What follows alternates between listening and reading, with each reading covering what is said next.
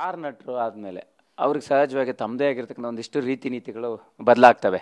ಆರಂಭದ ದಿನಗಳನ್ನು, ಆರಂಭದ ಹೆಜ್ಜೆಗಳನ್ನು ಎಲ್ಲೋ ದರ್ಶನ್ ಅವರು ಮರೆತು ಮುಂಗೋಪ ಹೆಚ್ಚಾಗಿ ಇಂಥ ಒಂದು ಘಟನೆಗೆ ಸಾಕ್ಷಿಯಾದ್ರೆ ಅನ್ನೋಂಥ ಜೊತೆಗೆ ಸಾಕಷ್ಟು ಸಂದರ್ಭದಲ್ಲಿ ಈ ಶೂಟಿಂಗ್ ಸೆಟ್ಟಲ್ಲಿ ಕೆಲವು ಸಣ್ಣ ಪುಟ್ಟ ಘಟನಾವಳಿಗಳಾಗಿರುವಂಥ ವಿಚಾರಗಳನ್ನು ನೀವು ಕೇಳಿರ್ತೀರ ಸರ್. ಅಂತಹ ಘಟನೆಗಳ ಬಗ್ಗೆ ನಿಮಗಿದ್ದಂಥ ಮಾಹಿತಿ ಸರ್? ಅವರು ಒಂದೊಂದು ಸಲ ಸಿಕ್ಕಿದಾಗಲೂ ಒಂದು 4-5 ಪಾಯಿಂಟ್ಸನ್ನು ನನ್ನ ತಲೆಗೆ ಹಾಕ್ತಾಯಿದ್ರು ಮಾತಾಡ್ತಾ. ಅದರಲ್ಲಿ ಒಂದು ತುಂಬ ಹರ್ಟ್ ಆಗಿದ್ದವರಿಗೆ ಏನಂದರೆ, ಎಲ್ಲ ಕಡೆ ಹೇಳ್ತಾರೆ, ನನ್ನ ಹತ್ರ ಹೇಳಿದ್ದನ್ನು ಹೇಳ್ತೀನಿ. ಆರಂಭದ ದಿನಗಳು ಗೌರಿಶಂಕರ್ ನಮ್ಮ ರಕ್ಷಿತ್ ಅವರ ಫಾದರ್ ಅಲ್ಲಿ ಅವ್ರ ಜೊತೆ ವರ್ಕ್ ಮಾಡ್ತಾ ಇರುವಾಗ ಅವರು ಲೈಟ್ ಬಾಯ್ ಆಗಿದ್ದಲ್ಲ, ಅವರು ಕ್ಯಾಮ್ರಾ ಅಸಿಸ್ಟೆಂಟ್ ಆಗಿದ್ದಿದ್ದು. ಸೊ ಅಲ್ಲೇನಾಯಿತು, ಒಂದು ಸಣ್ಣ ಇನ್ಸಿಡೆಂಟ್ ಆಯಿತು. ಅವರು ಕ್ಯಾಮರಾ ಅಸಿಸ್ಟೆಂಟ್ ಆಗಿರುವಾಗ ಒಂದು ಹೊಸ ಕ್ಯಾಮ್ರಾ ತರಿಸಿದರು ಪಾರ್ವತಮ್ಮ. ತರಿಸಿದಾಗ, ನೋಡಪ್ಪ ನೀನು ಅದನ್ನು ನೋಡ್ಕೊ ಅಂತ ಹೇಳ್ತಾರೆ. ಇವರಿಗೆ ಸಮಸ್ಯೆ ಆಯಿತು. ಸುದ್ದಿ ಇವರನ್ನು ಪುನೀತನ್ನು ಪ್ರಮೋಟ್ ಮಾಡಲಿಕ್ಕೆ ಬೇಕಾಗಿ ನನ್ನನ್ನು ಇಲ್ಲಿಗೆ ಟೆಕ್ನಿಕಲ್ ಇದಕ್ಕೆ ಕಳಿಸ್ತಾ ಇದ್ದಾರೆ ಅಂತ ಬೇಜಾರಾಯಿತು ದರ್ಶನ್ಗೆ. ಸೊ ಅದು ಆ ಚಿಗುರೊಡೆದೇ ಅಲ್ಲಿಂದ ಅವರಿಗೆ ನನ್ನ ಎದುರು ಯಾರನ್ನು ಎತ್ತು ಕಟ್ತಾ ಇದ್ದಾರೆ ಎಂಬ ಭಾವನೆ ಬರಲಿಕ್ಕೆ ಶುರುವಾದ ಅಲ್ಲಿಂದ. ಮಾಡಲಿಲ್ಲ, ಅದನ್ನು ಒಪ್ಪಲಿಲ್ಲ.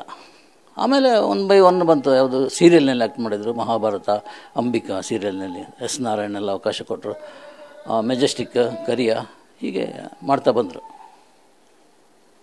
ಸರಿ, ಕಷ್ಟಪಟ್ಟಂತಹ ದರ್ಶನ್ ಕೋಟಿ ಕೋಟಿ ಹಣ ನೋಡುವಂಥ ಸನ್ನಿವೇಶ ಶುರುವಾದ ನಂತರ ಅವರ ಜೀವನ ಶೈಲಿ ಬದಲಾಗಿರ್ತಕ್ಕಂತಹ ದಿನಗಳು ಮತ್ತು ಅವ್ರು ತುಂಬ ಕಷ್ಟಪಟ್ಟಂತಹ ಗಳಿಗೆನ ನಿಮ್ಮ ಹತ್ರ ಹಂಚಿಕೊಂಡಿದ್ದು ಯಾವುದಾದ್ರು ಇತ್ತು ಸರ್? ಒಂದೇ ಊಟಕ್ಕಾಗಿ ಕ್ಯೂ ನಿಂತಿರುವಾಗ ತಳ್ಳಿದ್ದೆ ಯಾರೋ ಬಂದು, ತುಂಬ ಹರ್ಟ್ ಮಾಡಿಕೊಂಡ್ರು. ಊಟಕ್ಕೆ ಮನೆಯಲ್ಲಿ ಊಟ ಇದೆ, ನಾನು ಇಲ್ಲಿ ಬೆಳಿಬೇಕು ಅಂತ ಬಂದವನಿಗೆ ಊಟಕ್ಕೆ ತಳ್ಳಿಬಿಟ್ರಲ್ಲ ಅಂತ. ಇನ್ನೊಂದು ಸಲ ಕೂತ್ಕೊಂಡು ಚೇರಲ್ಲಿ ಕೂತ್ಕೊಂಡು ಊಟ ಮಾಡ್ತಾ ಇರುವಾಗ ಚೇರ್ ಇಳಿದುಬಿಟ್ರು. ಆಗ ನಿಜವಾದ ಹಠ ಬಂದಿದ್ದ ಆತನಿಗೆ, ಛಲ ಬಂತು. ಏನಂದರೆ, ಒಂದು ಚೇರ್ ಎಳೆದ್ರು ನಾನು ಕನ್ನಡ ಇಂಡಸ್ಟ್ರಿಯ ಸಿಂಹಾಸನದಲ್ಲಿ ಕೂತ್ಕೊಳ್ತೇನೆ ಅಂತ ಒಂದು ಹಠ ಬಂತು ಅವರಿಗೆ. ನನ್ನ ಹತ್ರ ಹೇಳಿದ್ದಾರೆ, ಅಣ್ಣ ಅದು ನಾನು ಅವತ್ತು ಯೋಚನೆ ಮಾಡಿದ್ದೆ, ಅವಮಾನ ಮಾಡಿಬಿಟ್ರು, ನನ್ನ ಕೆಳಗೆ ಬಿದ್ದೆ, ಕೈಯಿಂದ ಅನ್ನೆಲ್ಲ ಚೆಲ್ಲೋಯ್ತು.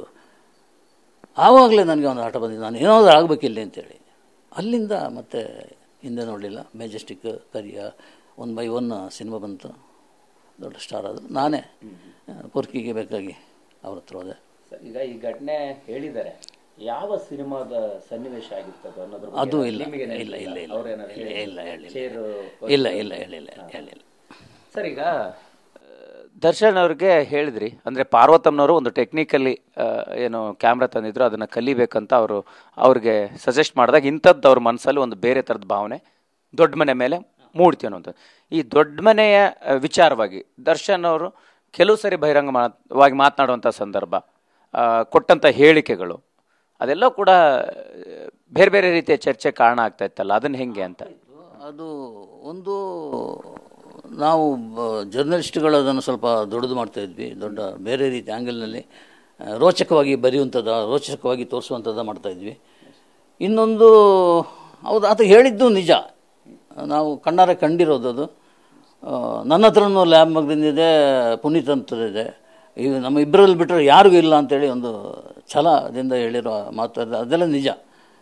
ಅದು ಬರಬಾರ್ದಿತ್ತು, ಆ ಹಂತದಲ್ಲಿ ಬರಬಾರ್ದಿತ್ತು. ಹೇಗೆ ಇದ್ದರೂ ಕೂಡ ಮುಖ್ಯವಾಗಿ ಆತನ್ನು ಅವನ ಹಿಂದೆ ಮುಂದೆ ಇರುವವರೇ ಈ ಮಟ್ಟಕ್ಕೆ ತಂದಾಕಿದ್ದು ಅಂತ ನನಗೆ ಅನಿಸೋದು.